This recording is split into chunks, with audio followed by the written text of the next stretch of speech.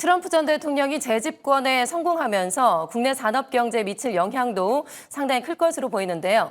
당장은 한국은행이 트럼프 당선이 수출 여건의 부정적인 요인이 될 것이다라는 전망을 내놨습니다. 또 증시에서는 수혜주와 타격을 받는 종목들이 잇따라서 언급되면서 밸류업 중심의 대응이 중요할 때라는 지적이 나오고 있습니다. 길금희 기자가 보도합니다.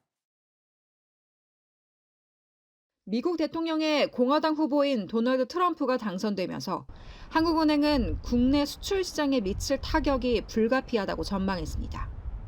신승철 한은경제통계국 국장은 오늘 트럼프 전 대통령의 주요 공약인 보편 관세와 보호 무역주의 강화가 수출 여건에 부정적인 영향이 될 거라는 게 일반적인 분석이라며 당선 영향은 내년 경상수지에 반영될 것이며 경상수지 전망치는 수정될 것으로 보인다고 밝혔습니다.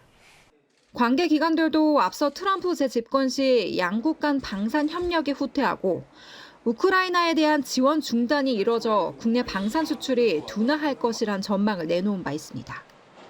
오늘 주식시장에서는 종목별 희비가 교차하는 양상이 펼쳐졌습니다.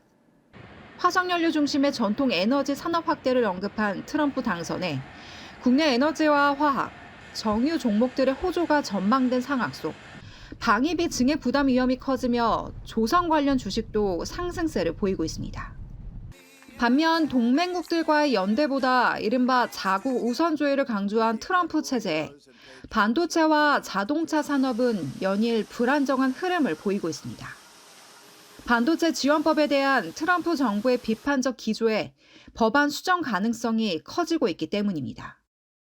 또 완성차 수출 관세 인상과 인플레이션 감축법의 전기차 세액 공제 축소로 미국으로의 자동차 수출도 직접적 타격이 불가피할 거란 의견도 나옵니다.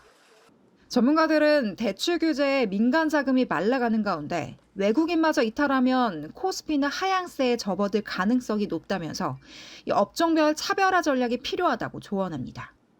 특히 트럼프 정책의 영향이 적은 국내 밸류업 관련 종목들이 대응 방식이 될 수 있다는 설명. 저평가된 가치주 중심으로 대응할 필요가 있어 보입니다. 단기적인 이슈에 휩싸이기보다는 장기적 관점에서 기업 가치를 판단하고 구조적인 성장이 가능한 산업에 속한 종목을 선별적으로 편입하는 전략이 유효할 것으로 판단됩니다.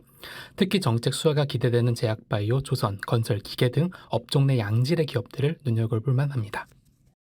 교양 리스크에 반응하기보다 국내 정책에만 연동하는 산업이 상대적으로 양호한 흐름을 띌 수 있는 만큼 지수보다는 산업, 특히 트럼프 수혜 산업과 밸류업으로 대응할 필요가 있다는 분석입니다. 매일경제TV 길금입니다.